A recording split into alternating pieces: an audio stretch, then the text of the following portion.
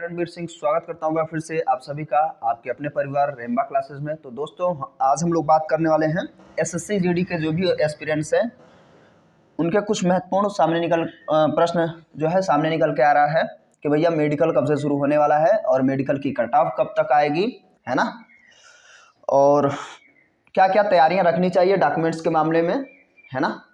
और चूँकि मेडिकल में भी चीज़ें हैं तो प्री मेडिकल करा लेना चाहिए, नहीं करा लेना चाहिए, बहुत सारी चीज़ें जो है दिमाग में अभी उथल पुथल चल रहा है। ठीक है, तो सबसे पहले हम लोग बात करते हैं मेडिकल कब से शुरू होगा। तो सबसे पहले मेडिकल शुरू होने के लिए मेडिकल के लिए कट ऑफ आनी जरूरी है। तो अभी देखिए 15 आपका जो है 15 तारीख तक 15 मई तक आपका फिजिकल कंप्लीट हो गया, ठीक मान लीजिए। उसके बाद मिनिमम जो है 1 मंथ के आसपास लग जाएगा मेडिकल के लिए रिजल्ट आने में, है ना। तो मोटा मोटी हम लोग मान सकते हैं सेकेंड वीक यानी कि जून में, ठीक है।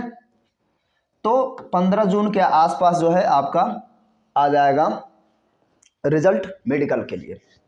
उसके बाद बहुत ज़्यादा टाइम नहीं देगा और 2 हफ्ते का टाइम मुश्किल से मिलेगा। तो हम कह सकते हैं जून के लास्ट वीक या जुलाई फर्स्ट वीक से आपका जो है मेडिकल की प्रक्रिया भी शुरू हो जाएगी। तो अभी से वहाँ तक अगर हम देखें तो आपके पास बहुत अधिक समय नहीं है, 1.5 महीने के आसपास, 1.5 महीने ही कह सकते हैं के आसपास का टाइम है, ठीक है।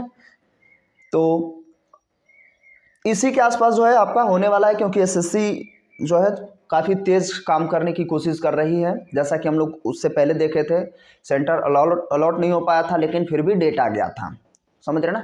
तो थोड़ा सा दबाव तो है कि जल्दी से जल्दी जो है वैकेंसी को क्लियर किया जाए। तो आप लोग भी उसी हिसाब से रेडी रहिए, जल्द से जल्द ही आपका कहीं ना कहीं चीज़ें क्लियर हो जाएंगी। तो ये रही बात एक, मेडिकल कब से शुरू होगा और उसका कट ऑफ कब तक आने वाला है।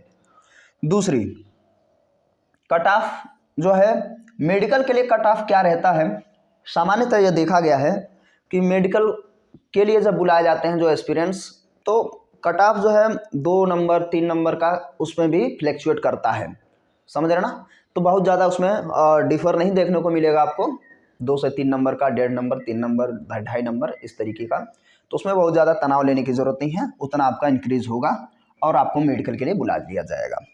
सबसे महत्वपूर्ण चीज़ कि क्या क्या तैयारियां रखनी है मेडिकली और डॉक्यूमेंट्स के मामले में। तो देखिए सबसे पहले जिनको ऐसा लग रहा है कि भाई उनका ठीक ठाक नंबर है ना, वो फाइनल तक फाइट करेंगे, तो वो पहले प्री मेडिकल करा लें। कहीं से भी आपके नज़दीकी जो भी बेहतर जगह हो हॉस्पिटल्स, वहाँ से आप करा लीजिए। और पहले मेडिकल कराने के बाद आपको समय तो मिल जाएगा ना कम से कम, कि कुछ दिक्कत है तो उसको सॉर्ट आउट करने के लिए। जैसे सबसे ज़्यादा बच्चे जो है फ्लैट फुट से परेशान रहते हैं, है ना, या अन्य और सारी चीज़ें जिसके बारे में आपको जानकारी नहीं है, तो करा लीजिए। हो सकता है उस पर जो है अगर छोटी मोटी चीज़ें तो सही हो ही जाती हैं, है ना। बाकी जो है मेडिकल के लिए तो आप जानते हैं क्या क्या चीज़ें होती हैं, नहीं जानते हैं तो उस पर आप कमेंट करिएगा, मैं स्पेशली बताऊंगा कि क्या क्या चीज़ें हैं, क्या क्या होती हैं, है ना, बातचीत करके कि क्या क्या चीज़ें जांच की जाती हैं, ठीक है।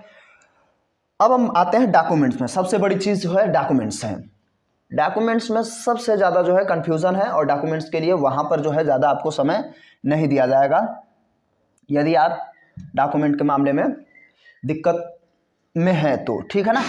सबसे पहले देखिए डॉक्यूमेंट्स जो है और 4-5 चीज़ें जो है महत्वपूर्ण है। जहाँ सबसे ज़्यादा दिक्कत होती है वो होता है आपका कास्ट सर्टिफिकेट यानी कि जाति प्रमाण पत्र। वहाँ पे सबसे ज़्यादा आपको दिक्कत महसूस होती है। उसमें चीज़ें हम लोग देखते हैं। देखिए नॉर्मल डॉक्यूमेंट्स में तो भाई आईडी प्रूफ कोई भी आपका चलेगा, सामान्यतः आधार, फोटो आईडी आपकी लगनी है। तो फोटो आईडी में क्या क्या आईडी होती है हमारी, आधार कार्ड हो जाता है, पैन कार्ड होता है, डीएल हो जाएगा, पासपोर्ट हो जाता है ना। तो ये कुछ 4-5 जो है फोटो आईडीज होती हैं। तो जिसमें सबसे ज़्यादा जो है डिमांड रहती है, और आप अपना जो है जो भी है चीज़ें ले जाइए, क्या दिक्कत है ना, सभी ले जाइए। फोटो आईडीज़ में जो भी है आपके पास, आधार कार्ड है वो तो है ही है, पैन कार्ड भी ले जाइए, और डीएल है डीएल ले जाइए, है ना, ड्राइविंग लाइसेंस, पासपोर्ट अगर बनवा रखें तो वो भी ले जाइए, क्या है।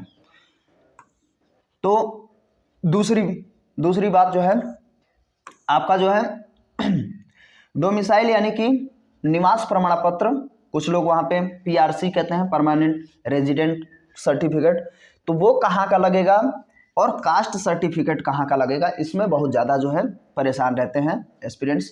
तो देखिए जो निवास प्रमाण पत्र है वो आपका स्टेट का ही चलेगा, कोई दिक्कत नहीं है, स्टेट से ही। लेकिन सबसे बड़ी बात क्या है, कास्ट सर्टिफिकेट। कास्ट सर्टिफिकेट में, और कास्ट सर्टिफिकेट उन्हीं का लगेगा जिनको आरक्षण चाहिए, है ना। और सबसे ज़्यादा उसमें जो बैकवर्ड क्लास के लोग यानी कि OBC, ये लोग ज़्यादा परेशान रहते हैं। OBC इसलिए क्योंकि सेंट्रल गवर्नमेंट और स्टेट गवर्नमेंट में कहीं ना कहीं इस मामले में कॉन्फ्लिक्ट रहता है। कहने का तात्पर्य यह है कि कुछ राज्य सरकारें जिसको OBC में रखी हैं, सेंट्रल गवर्नमेंट के अनुसार वो OBC का है ही नहीं, वो जनरल का है। या कुछ जो राज्य सरकारें किसी को SC में रखी हैं अपने राज्य के अंदर, लेकिन सेंट्रल गवर्नमेंट के अकॉर्डिंग देखा जाए तो वो SC का नहीं है। दोनों में कहीं ना कहीं कॉन्फ्लिक्ट रहता ही है। तो इसलिए जो है, इसीलिए चूंकि ये जॉब जो है आपकी सेंट्रल गवर्नमेंट की है।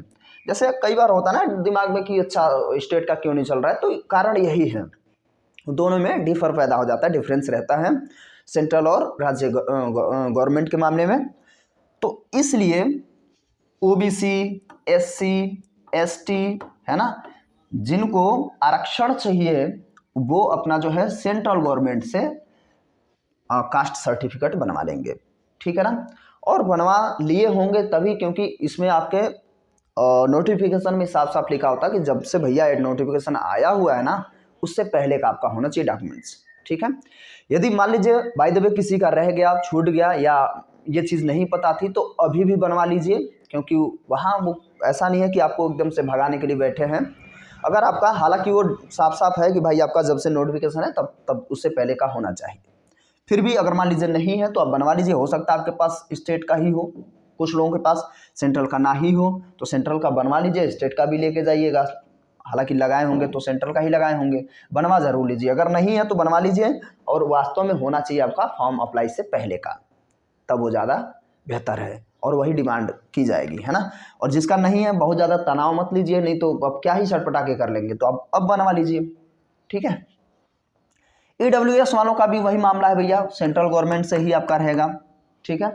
कुछ अदर चीज़ों में हम बात कर लें तो NCC वालों का जो है, कई बार उसमें नंबर ऐड होता है, तो NCC वाले अपना भैया ले जाएं, उसमें कोई दिक्कत नहीं है। जो भी है, एक्स सर्विसमैन वालों का जो सर्टिफिकेट होना चाहिए वो भी सेंट्रल से ही होना चाहिए, ठीक है। तो ये कुछ महत्वपूर्ण जो है डॉक्यूमेंट्स के, और महत्वपूर्ण क्या, ये तो सब लगते ही लगते हैं। सबसे ज़्यादा जो है समस्या रहती है जो भी एस्पिरेंट्स हैं उन्हें कास्ट सर्टिफिकेट में, समझ रहे ना। तो ये चीज़ें हैं, और यदि कुछ रह गया हो तो आप कमेंट बॉक्स में कमेंट करिए कि क्या चीज़ें अभी कुछ, वैसे जो इम्पोर्टेंट है, जो डिमांड रहती है, वो हम लोग चर्चा कर लिए हैं, है ना।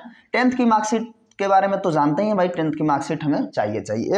एक एस्पिरेंट्स ने कमेंट किया सर कि मेरे हाई स्कूल के मार्कशीट में पिताजी का नाम जो है गड़बड़ है।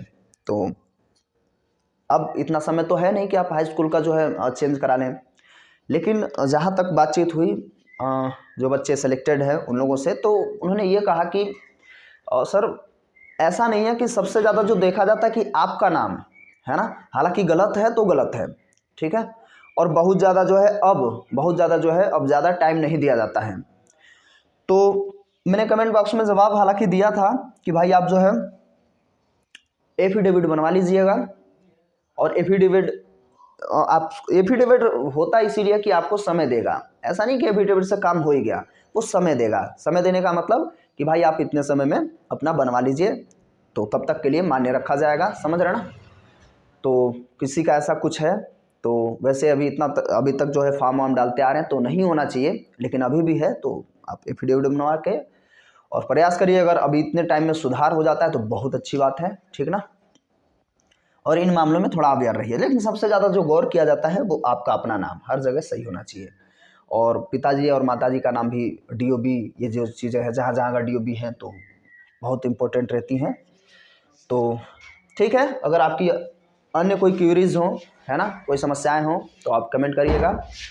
और इस वीडियो में बस इतना ही। कैसा लगा वीडियो कमेंट करके जरूर बताइएगा। चैनल पर नए हैं तो सब्सक्राइब करके बेल आइकन को प्रेस कर लीजिए, और जिससे आपको नोटिफिकेशन मिल सकेगा सबसे पहले।